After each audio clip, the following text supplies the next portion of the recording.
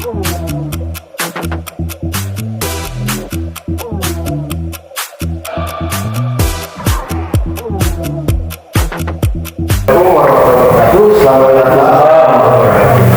datang di podcast SMA ITB Raja Raya.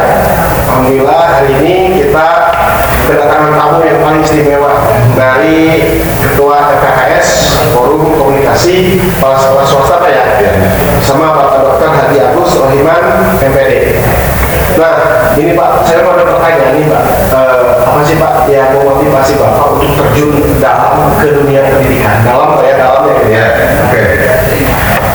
Jadi yang pertama, tadi saya katakan di rapat saya bahwa pendidikan itu sangat menentukan kualitas suatu bangsa.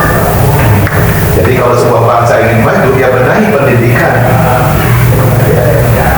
Dan sekarang kita lihat Indonesia itu pendidikannya kan sangat terpuruk. Kemudian inovasi kita juga sangat terpuruk. Nah, ada kaitan antara pendidikan dan inovasi. Jadi pendidikan yang berinovasi itu kan menyebabkan kesejahteraan yang baik. No education, no economy. Jadi kalau tidak ada pendidikan, tidak ada ekonomi, tidak ada kesejahteraan. Nah, karena pendidikan adalah sangat sentral dan kita tahu bahwa kita kan ingin bangsa kita itu menjadi sebuah bangsa yang maju, bangsa yang sejahtera. Nah, oleh karena itu pendidikan adalah salah satu hal yang paling vital untuk memajukan sebuah bangsa. Kenapa saya berada dalam dunia pendidikan? Salah satu alasannya adalah bahwa kita ingin membuat anak Indonesia itu cerdas, tidak bisa dibohongi oleh bangsa-bangsa yang lain. Itu. Sekali Pak ya, berarti kita nggak mudah Pak ya, kalau memang zaman dulu, zaman Belanda kita dikasih pendidikan cuma dasarnya saja. Mungkin kehadiran Bapak ini membawa kita, saya sebagai guru juga Pak, ingin lebih tinggi lagi membuat anak kami. Betul. Lalu Pak, yang berikutnya Pak, terkait dengan apa, selama ini Bapak di PGRI sangat aktif, mungkin saya juga sering ketemu Pak ya, apalagi dengan berbagai macam kebijakan-kebijakan atau program-program yang Bapak buat. Nah, di sini kami kan SMA Pak ya, SMA yang mana SMA itu sekarang dengan SMK itu memang ada perbedaan Pak ya, beda dari vokasi mungkin. Nah, menurut Bapak bagaimana caranya supaya SMA yang notabene bukan kejuruan bisa menghasilkan anak-anak yang bisa berwirausaha? Oke, kebetulan saya senang Pak dengan berwirausaha. Itu begitu. Saya kira itu sebuah pertanyaan yang kan kalau kita lihat tujuan SMK sebenarnya ada dua, paling sedikit ada dua. Yang pertama melanjutkan pendidikan yang politik. Yang kedua supaya dapat hidup di masyarakat. Nah oleh karena itu bukan hanya masalah bisa sebenarnya, malah menurut saya harus.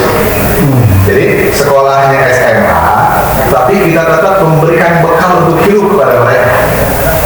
Kan tidak semua anak-anak SMA melanjutkan ke perguruan tinggi.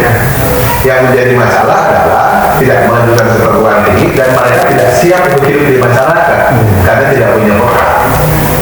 Nah, sebuah SMA yang bagus menurut saya adalah selain dia membekal secara akademik, juga membekal tentang kewirausahaan. Ya. Dalam beberapa penelitian di Amerika itu, setiap beberapa detik muncul satu pengusaha, muncul seorang entrepreneur. Nah, kita kan susah jadi seorang entrepreneur. Ya. Dan saya kira di sekolah ini nanti kita akan buat bahwa anak-anak bukannya sekedar anak-anak SMA biasa, tapi anak-anak yang memiliki kemampuan wirausaha. Karena dengan cara seperti itu mereka memiliki bekal yang cukup dan bisa hidup secara mandiri nanti ke depannya. Ya, bukan bisa hidup dan bisa menghidupi. Ya. Bahkan mungkin ijazah SMK-nya tidak dipakai. Yang dipakai adalah untuk hidupnya adalah kewirausahaan. Karena wirausaha tidak minta ijazah. Ya. Wirausaha minta keterampilan, wirausaha minta kerja keras, wirausaha minta tidak malas, wirausaha minta pantang menyerah. Hanya itu. Jadi tidak diminta ijazah, tetapi ijazah pun penting untuk membekali wawasan anak-anak supaya dia dalam berwirausaha pun ada latar belakang tentang bagaimana konsep-konsep yang harus dilakukan. Menurut saya setiap sekolah harus punya program wirausaha. Apalagi di daerah ini yang saya lihat potensinya luar biasa, alamnya sangat indah, tanahnya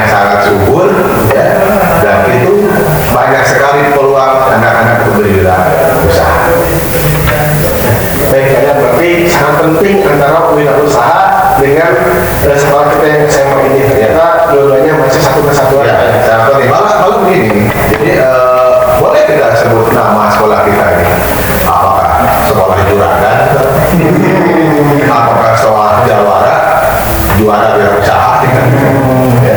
Gak apa-apa, nanti anak-anak itu kita cek setiap 2 minggu mereka sudah punya omset atau belum, omsetnya berapa. Ya, jadi anak-anak kita itu kelas 10, kelas 11 sudah diminta oleh kita ya untuk memiliki bisnis. Bisnisnya terserah mereka, kan sekarang bisnis bisa pakai modal, bisa tanpa modal. Bisa kita bikin produk tertentu atau pertanian segala macam, kemudian dijual, atau juga menjualkan produk orang lain. Yang penting anak-anak punya dulu apa jenis pekerjaannya apa, nanti di sekolah apa, kamu sebagai kepala sekolah itu ada penanggung jawabnya. Setiap 2 minggu dicek, ini sudah berapa omset kamu nih? Nah, omsetnya apa? Sekarang omset saya turun, nggak apa-apa, itulah pembelajaran. Ya. Kemudian berapa keuntungan yang sudah didapat, dicatat yang baik. Nanti pada bagian akhir ada sebuah upacara, ada entrepreneur of the year. Bagaimana indikatornya? Indikatornya adalah anak-anak yang punya omset yang besar, keuntungan yang besar, kita hadiah ke Pak Ito ke yayasan supaya anak-anak memiliki motivasi yang kuat menjadi seorang entrepreneur.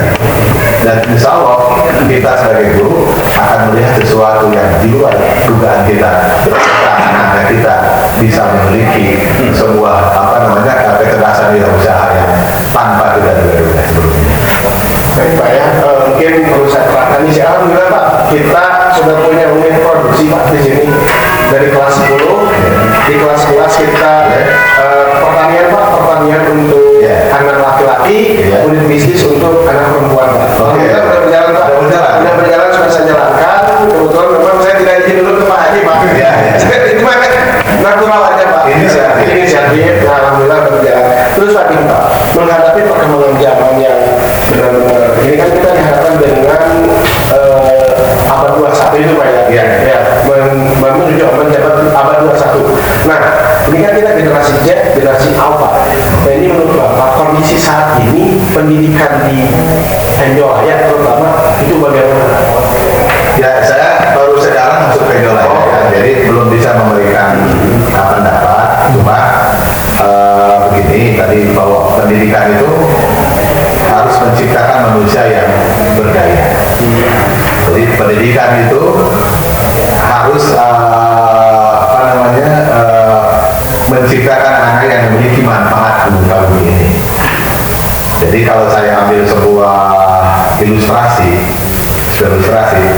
kalau seorang manusia itu Pak Kamal atau pohon sebuah pohon itu akarnya harus kuat.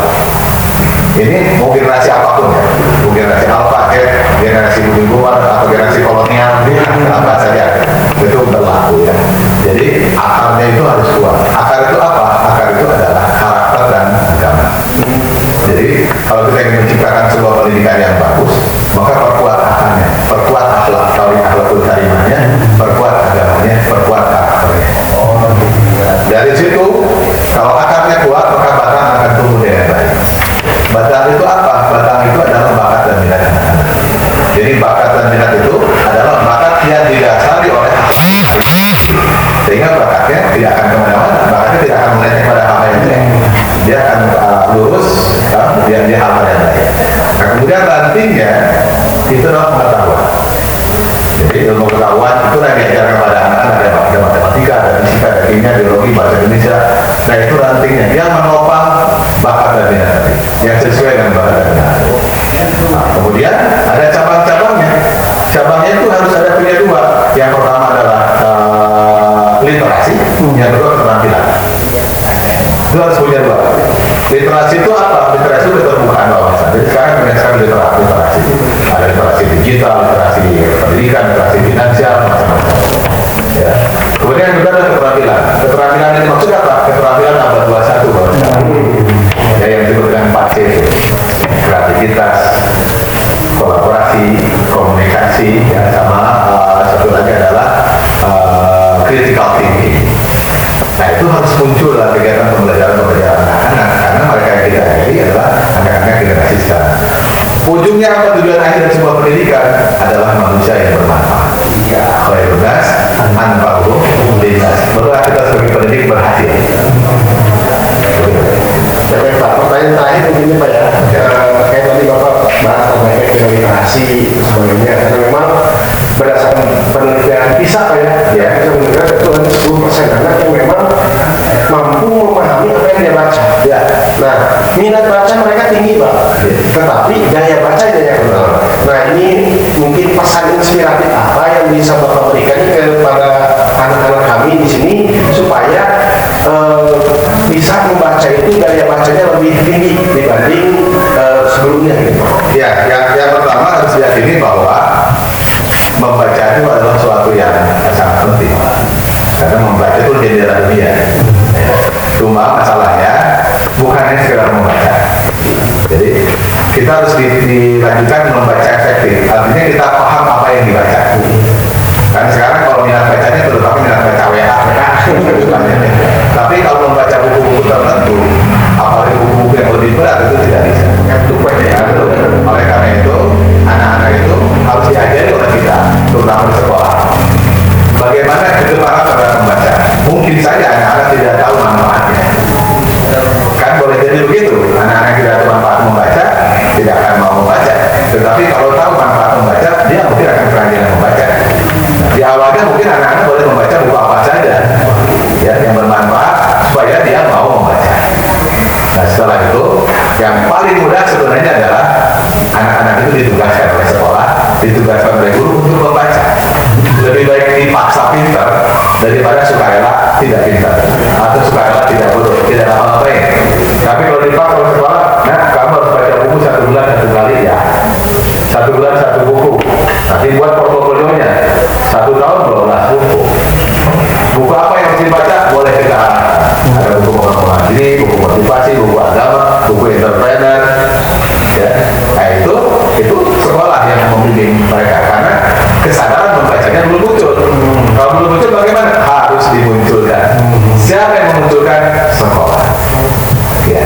Oke, terima kasih Pak ya, sangat banyak sekali ilmu yang kami dapatkan terutama untuk kemajuan SMA ITB. Ini anak-anak untuk kita juga ternyata membaca itu sangat penting Pak ya. Dan satu rumah saya. Ya. Bagaimana supaya anak-anak mudah disuruh membaca? Maka gurunya harus menjadi teladan untuk mau membaca. Kalau gurunya tidak mau membaca, maka kebiasaan itu akan menular pada murid-muridnya. Ya, jadi bermanfaat membaca ya. Sedikit izin bertanya ke Pak Haji Agus terkait dengan tadi ya kekinian. Kalau saya ingin bertanya bagaimana tips dari Bapak memanage sekolah agar bisa menyesuaikan dengan pembelajaran kekinian, apakah itu dari gurunya, sistem pendidikan sekolah itu bagaimana? Oke. Jadi di tengah-tengah situasi yang tidak menentu, kadang-kadang ada terbuka, ada disebut era disrupsi, era ketidakpastian, maka keterampilan yang harus kita miliki adalah keterampilan adaptasi. Ya, jadi kita harus bisa mengadaptasi perkembangan terkini. Beda kan antara mengadaptasi dengan mengadopsi. Kalau mengadopsi itu mengambil ditolakkan bisa. Tapi kalau mengadaptasi itu mengambil apa yang sedang terjadi pada saat ini untuk hal-hal yang kepentingan kita, untuk hal-hal yang bermanfaat. Jadi kata kuncinya adalah adaptasi. Siapa yang harus beradaptasi? Tidak semuanya, terutama para manajemen. Apa yang sedang berkembang saat ini harus dijawab seperti apa, dan itu diperlukan diskusi-diskusi panjang, bukan hanya sendiri tapi secara kolaborasi. Terima kasih Pak. Oke, terima kasih atas apa yang disampaikan. Mudah-mudahan ini bisa bermanfaat bagi kemajuan sekolah terutama SMA ITB. Saya sebagai pembicara podcast SMA ITB, terima kasih. Assalamualaikum